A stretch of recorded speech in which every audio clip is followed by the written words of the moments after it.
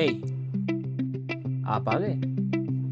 अच्छा, तो सुनिए, ये कहानी एक मिडिल क्लास लड़के की है। मिडिल क्लास लड़का वो जो कि अपनी जिंदगी में काफी चीजों से लड़ रहा है और अपनी जिंदगी को बेहतर बनाने के लिए संघर्ष कर रहा है। मैं अपनी जिंदगी में बहुत से ख्वाब देखता हूँ और उन ख्वाबों को पूरा करने के लिए मैं एक छोटी सी नौकरी करता हूँ। हाँ, वही जिसे आप कॉर्पोरेट स्लीव कहते हैं। और मेरा घर तो जानते ही हैं आप, मिडिल क्लास लोगों का जैसा होता है। एक कमरा, 2 कमरे, इससे ज़्यादा नहीं, एक बाथरूम सेट बस। इसके अलावा मेरे घर में माँ बाप और एक छोटा भाई। और अगर कहूँ तो लव लाइफ भी कुछ इतनी खास नहीं है। लव लाइफ में सिर्फ एक लड़की जिसे बहुत प्यार उसको खुश रखने के लिए मैं बहुत कोशिश कर रहा हूँ। अभी घर वालों को उसके बारे में कोशिश करूँगा कि वो भी उसे और अब शुरुआत करेंगे।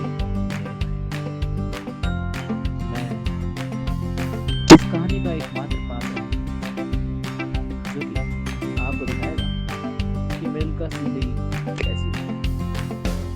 लोग दिखाते हैं अमीर जैसे होते हैं, लोग दिखाते हैं गरीब लोग किस तरह से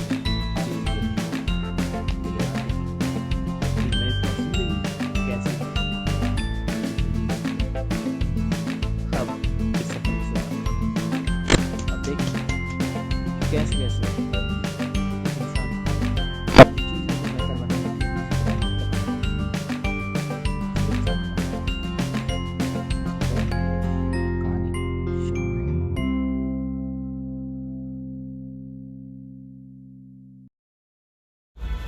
हाँ बोलो, तुमने बुलाया था? हाँ, मुझे बात करनी थी। किस बारे में? हमारे बारे में। हमारे बारे में क्या? मतलब मुझे बोलना बहुत पहले से था, लेकिन मुझे टाइम नहीं मिला। और दूसरी बात कि ये बहुत इम्पोर्टेंट बात थी जो मुझे लगा मिल के ही बोलना चाहिए। बिना मिले नहीं हो सकती थी? नहीं। क्या बोलना था, बोलो। मुझे कहना था कि मुझे लग रहा है कि शायद अब बस हो गया है, हमारा और नहीं चल पाएगा एंड हमें ब्रेक ले लेना चाहिए। और नहीं चल पाएगा मतलब कि नहीं हो पा रहा है, क्योंकि ऐसा कुछ नहीं है जो हमें फिक्स करना है। इट जस्ट कि मुझे मेरे पेरेंट्स से बात करनी थी, but I don't think you are a suitable partner. तो आपने पहले करी तो थी अपने पेरेंट्स से बात? लेकिन उन्हें जो क्वालिटीज चाहिए वो तुम में नहीं है। तुम्हारी पर्टिकुलर सैलरी है, तुम्हारी एक पर्टिकुलर जॉब है जो आई डोंट थिंक आगे चल पाएगी। दूसरी चीज़, उनके अकॉर्डिंग इतनी सैलरी और इस जॉब से तो गुजारा नहीं हो पाएगा। तो ऐसे तो है नहीं कि तुम्हें मेरे बारे में पता नहीं था। मुझे पता था, लेकिन पेरेंट्स जो पर्टिकुलर ट्रेड्स ढूंढ रहे हैं या जो क्वालिटी और एक उन्हें सूटेबल पार्टनर में और डिसेंट पार्टनर में चाहिए, वो शायद नहीं है तुम में। इतने सालों के बाद? हाँ, क्योंकि कुछ चीज़ें फिक्स नहीं हो सकती। क्या बोलूँ मैं इस पे? आप अपने वैलिड रीज़न या कि कोई और कारण है इस चीज़ का, ये बताओ मुझे। नहीं, यही कारण है, यही रीज़न है और कोई बात नहीं है। आई डोंट थिंक कि अब इसमें हमें और ज़्यादा टाइम और एफर्ट लगाना चाहिए। ठीक है, फिर क्या बोलूँ। Okay, all the best. Same to you, take care. हाँ भाई, कब ला रहा है जी प्रो? ले आऊंगा यार। बोला था तेरे से मंगा ले भाई, बोलते बोलते 3 महीने हो गए। जिसको भी बोला है ना अभी तक सब लिया है, बस तू एक रह गया। तू नो खाएगा कोई है यार योगेश, तू क्या मेरे घर कंडीशन समझता है क्या? अब भाई कंडीशन सबकी होती है, ठीक है। तेरे को 3 महीने हो गए बोलते नहीं लाया। या तो भाई देख, जी प्रो मंगा ले या निकल ग्रुप से बाहर, अपना देख लियो फिर हिसाब से। यार अब मेरे को पता है, इसके लिए अपने भैया से बात अरे करना तो भाई पड़ेगा। फोन लगाना, भाई का फोन लगा, अपने मंगा ले पैसे।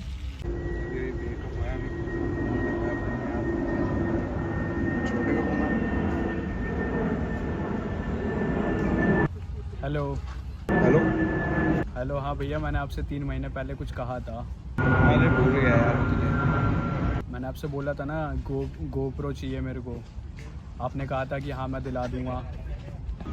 तेरे को पता तो है घर की हालत क्या है। क्यों भैया, आप फिर से क्यों भूल गए? मैंने आपसे कहा था कि मेरे को GoPro चाहिए, लेकिन आप अब कह रहे हो कि नहीं हो पाएगा। अच्छा, मैं नहीं जानता भैया, आप कहीं से भी करो अरेंज, मैं नहीं जानता। अरे यार ऐसा मत कर, मैं तेरे को बता दूंगा ना कि बोला तो मैंने तेरे को दे दूंगा मैं। अगर ऐसी रहा तो फिर मैं घर वालों को बता दूंगा कि आप सिगरेट पीते हो।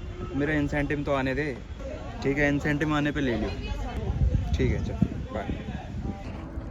मैंने भैया से बोल दिया है। कब की कह रहे फिर? हो जाएगा यार, करवा दो। हेलो जी सर। सर आप परेशान मत हो ना, मैं कर रहा हूँ ना सर। कोई बात नहीं, लड़का नया है पर मैं देख रहा हूँ उसको, अपने हिसाब से हैंडल कर रहा हूँ, कर लेगा। नहीं सर हो जाएगा, मैं बोल रहा हूँ ना, मैं करवाता हूँ सर उससे। नहीं सर करवाता हूँ मैं, हो जाएगा सर। सर मैं I give you my word sir, हो जाएगा। नाक में दम कर दिया, इसको नहीं उठाता फोन, पता नहीं कहाँ बैठा होगा, साला फोन भी नहीं उठा रहा मेरा।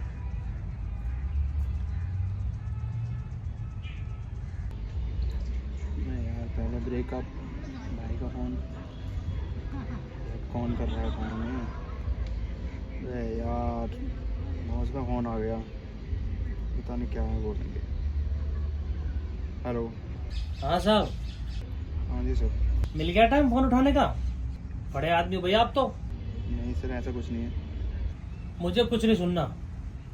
सर। वो मम्मी की तबीयत ख़राब थी तो हॉस्पिटल लेके गए थे उन्हें। सबके घर में माँ बहन होती है, सबके घर में बाप होते हैं, हर किसी की तबीयत खराब होती है, सिर्फ तेरा इकलौता परिवार नहीं है। नहीं सर, उनकी ज़्यादा ही तबीयत ख़राब हो गई थी तो हॉस्पिटल रहना पड़ा 1-2 दिन मेरे को। चुप, मेरी बात सुन। ये तेरे टेंट्रम्स, इतने ड्रामे नहीं झेलूंगा मैं। मुझे मंडे तक एक फाइनल कॉल चाहिए अपनी मेल पे। या तो तेरे टास्क जो तुझे सेल्स ने, मैनेजमेंट ने, सबने एलोकेट किए वो कंप्लीट मिलने चाहिए, या फिर तेरा रेजिग्नेशन मेरी मेल पे होना चाहिए इनबॉक्स में। आ रही बात समझ? ठीक है सर। हर बार का तरह एक ही ड्रामा होता है, मम्मी की तबीयत खराब है, पापा की तबीयत खराब है। अब कोई ड्रामा नहीं झेलूंगा मैं। अब तो फोन उठा या मत उठा, ये तेरे ऊपर है, समझ गया? मंडे तक काम डन तो काम डन। ठीक है सर, मंडे तक दे दो। अब देखता हूँ साला, एक तो एक बॉस मेरी जान ले रहा है, ऊपर से ये नए नए लड़के आ जाते हैं छोटे शहर के, आता आता कुछ है नहीं। एक बार ज्वाइनिंग हो जाओ फिर कब डीले, इसको तो मैं टाइट करूँगा।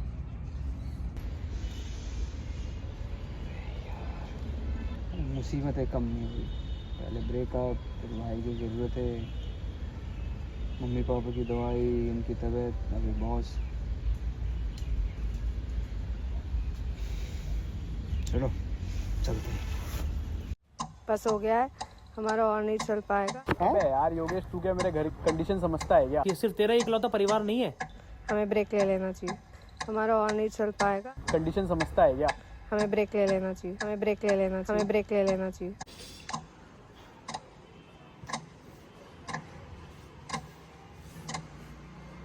वो आवाज़ बहुत परेशान कर रही थी मुझे। चलो अब सो जाता। ये कौन है और मैं यहाँ कैसे? मैं दो जगह कैसे हो सकता है? क्या हुआ बालक, डर गए क्या? कौन है? तुम्हारे सामने ही तो हूँ। मेरे सामने तस्वीर है। आज मैं तुम्हारे लिए तस्वीर हो गया? कल तक तो तुम मेरी पूजा करते थे, अर्चना करते थे, आज मैं तुम्हारे लिए सिर्फ एक तस्वीर मात्र हूँ। हाँ मतलब लोग कहते हैं आप तस्वीरों में, मूर्तियों में, इन जगह ही दिखते हैं। मैं तुम्हारे भीतर हूँ, तुम्हारी आत्मा के अंदर हूँ। मुझे बताओ क्या कष्ट है तुम्हें? आप सब जानते हैं, अंतर्यामी है, फिर भी पूछ रहे हैं कि क्या कष्ट है मुझे।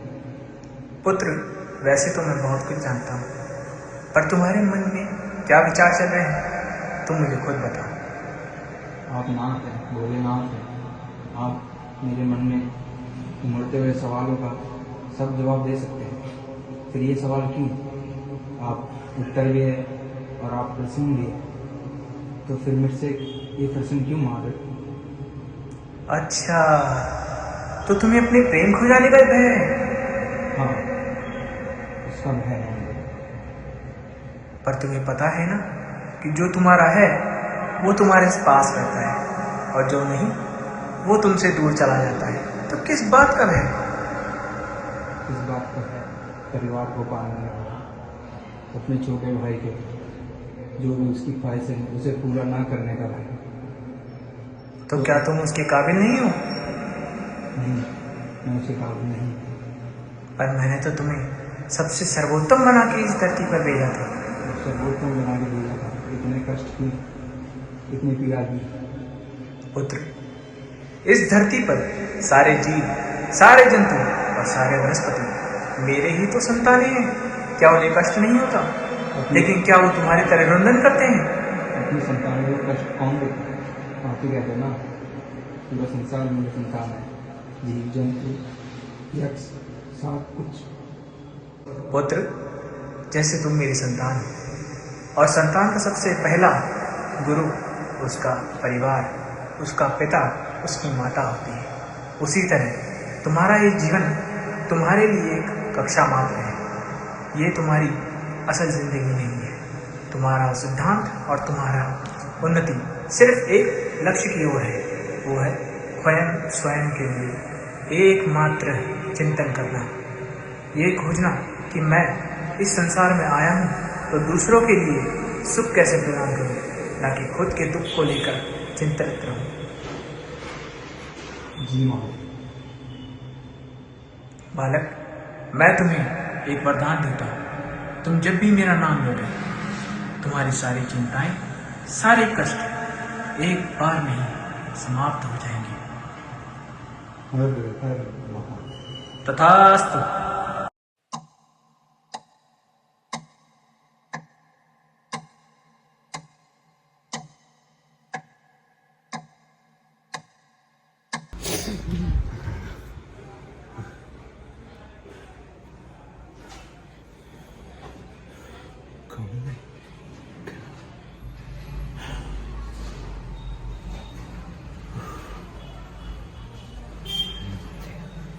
बचा लिया।